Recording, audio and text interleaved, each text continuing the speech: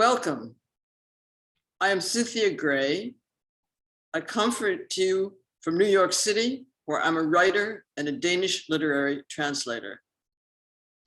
And hello, everyone. I'm Michael Favala Goldman, a translator and poet living in Western Massachusetts. Thank you for joining us for what we suspect may be the very first public reading of Tove Ditlevsen's poetry in English. After seeing Michael's great success with the Copenhagen trilogy by Tove Ditlevsen last year, I contacted him about co-translating Tove's penultimate book of poetry, The Adults, working from drafts I had made decades ago. He agreed, and we recently completed the manuscript together. I'm happy to report that the 16 poems from this collection have been published in various journals, though we are still seeking a publisher for the full book, which would become Tove Ditlevsen's first book of poetry to appear in English. Thanks, Cynthia. So Tove Ditlevsen was born in 1917 in Copenhagen. She grew up poor and led a turbulent and complicated life. Although she became a best-selling author in her 20s, she had problems with dealing with everyday existence. She was married and divorced 4 times. She had a 5-year near-fatal addiction to opioids, and she was admitted several times to institutions for psychiatric help and drug rehab. The author of 30 books, she committed suicide in 1976 at the age of 58. Tove Ditlevsen's poems use ultra-short lines and borrow heavily, as does all her writing, from her daily struggles with anxiety, a difficult childhood, and troubled relationships. We're happy to share with you now several poems from Tove Ditlevsen's The Adults. Thanks, Cynthia. So for this first poem, Self-Portrait 1, I will share my screen as I read a section of Danish before continuing with the entire poem in English. Selvportræt 1. Jeg kan ikke lave mad, gå med hat, hygge om folk, bære smykker, ordne blomster, huske aftaler, takke for gaver, give rigtig drikkepenge, holde på en mand, vise interesse ved forældremøder. Self-Portrait 1. I cannot cook, wear a hat, put people at ease, wear jewelry, arrange flowers, remember appointments, show thanks for gifts, tip correctly, hold on to a man, show interest at parent meetings. I cannot stop smoking, drinking, eating chocolate, stealing umbrellas, oversleeping, forgetting to remember birthdays and to clean my nails, telling people what they want to hear, betraying secrets, loving strange places and psychopaths. I can be alone, wash dishes, read books, form sentences, listen, and be happy without feeling guilty. You read that poem beautifully, Michael. Thank you. The next poem is Divorce 1. He would, in case of divorce, demand half of everything, he said.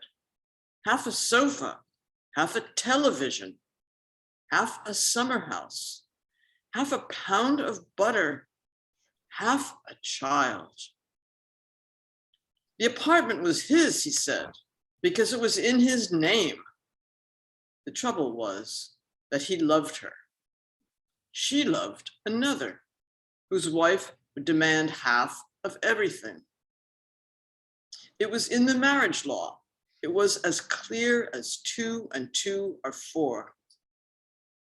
The lawyer said that was correct. She smashed half of everything and ripped up the tax bill. Then she took off for the women's shelter on Yachtvi with half a child. The child was teased in school because he had only one ear. But life could still be endured, since it couldn't be any other way. Thank you, Cynthia. Good one. This next poem appeared recently in World Literature Today. What is difficult? It is easy to be a mother. Childbirth was nothing. Marriage and divorce only crack the plaster a little, like when the S train goes by. It is easy to write, easy to read your own works out loud, good grounds for slipping away from home. What is difficult is the coffee hour afterward. The other adults there see your hands are shaking and that you don't share their warm interest in the occasion. The older girls have baked the pastries themselves. The principal talks about the school trip. It is only 8:30. Your stomach rumbles loudly during a pause. Driven by the simple need to survive, your mouth waters as you imagine how the eagerly inquiring father with the steady gaze is in bed. It will never end. The youngest is only 9 years old. You were not warned in time. The parish council chairman is a vegetarian. He thanks you for the moving experience and gets lost in prepositions. With fanatic eyes, he drinks his wheat bran soup. He has not smoked in 30 years. He gulps pollen tablets and does not have his children vaccinated. He sneezes and smells like garlic. Everyone is tireless. They drink coffee by the bucket. There is an odor of catastrophe. Childhood tumbles from the cupboards. Half crazed with thirst, you sail into conversation's wild sea. Everyone laughs. You are a witty dog. Why do women never have heart attacks? The vicar's dentures move when he speaks. Next time, I will marry a vicar. Next time, I will bring a flask with me and drink it down in the WC. Anxiety 1. Anxiety is old. It reeks of childhood. It has no object, is awakened by glances, words, and sudden noise. Lives in recurring dreams where the one you love shows the deadly hatred he hides by day. People's eyes are yellow. They are too close together, and they have no lashes over them. Their menacing eyebrows run endlessly together. The corners of their mouths dislocate and twist watercolor wet. Do not look at them. Slip away from any dangerous and keen attention. Wrap yourselves in rhythms and rhymes from the old bygone songs. Hide with the troll and the dragon, the pure evil.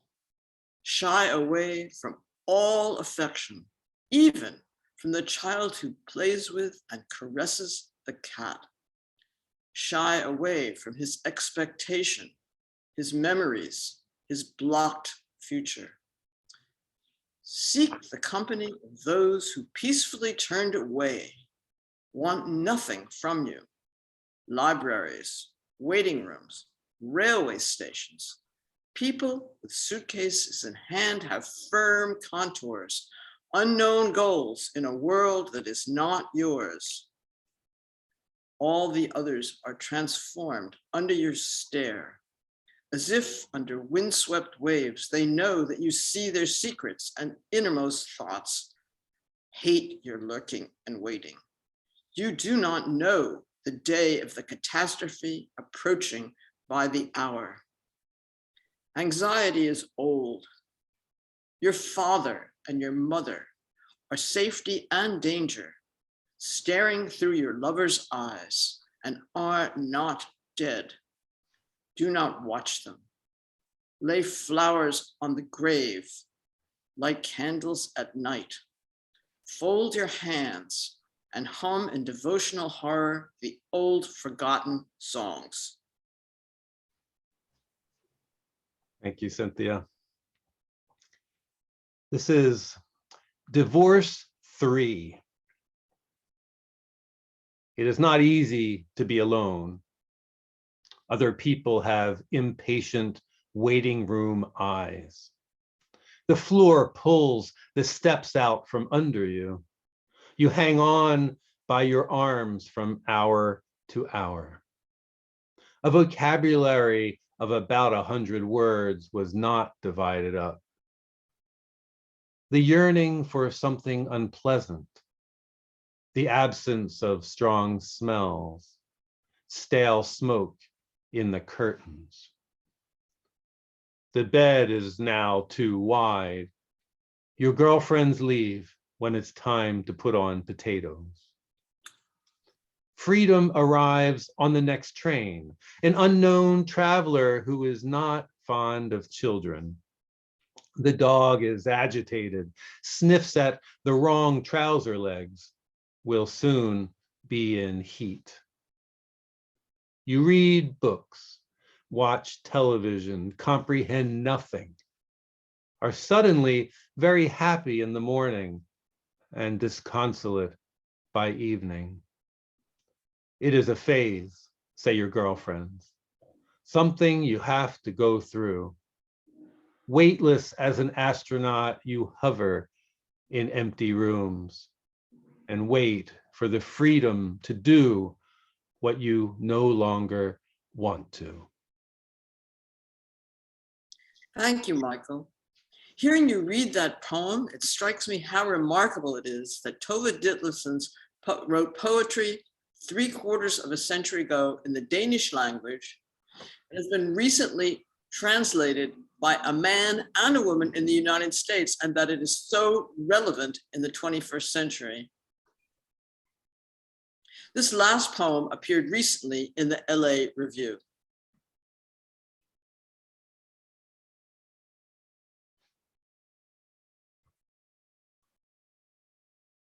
Longing.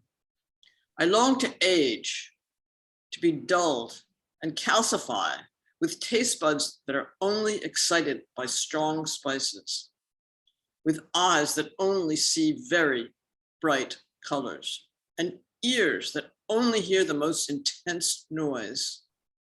I long for oblivion to all life's sorrows, for the dimming of emotions, clinging to that which is dead and gone, which no one remembers, which no one can affect or change in any way.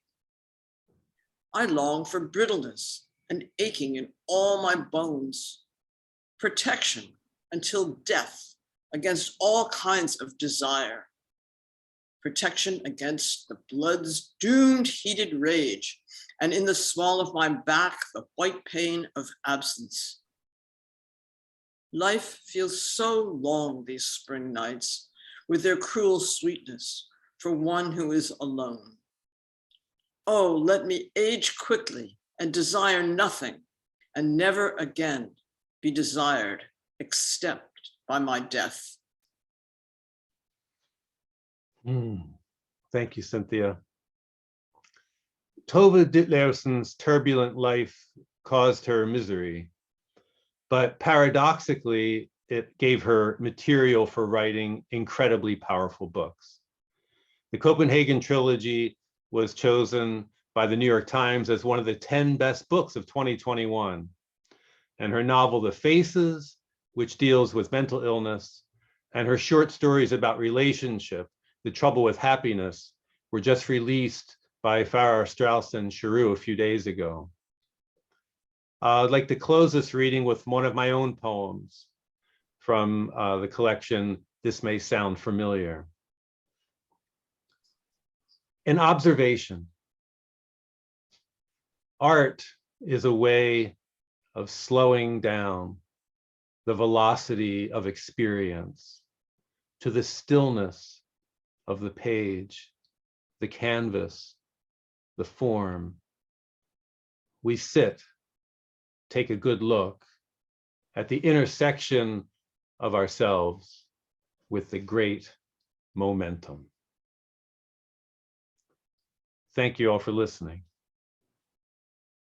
Michael, thank you for reading that poem.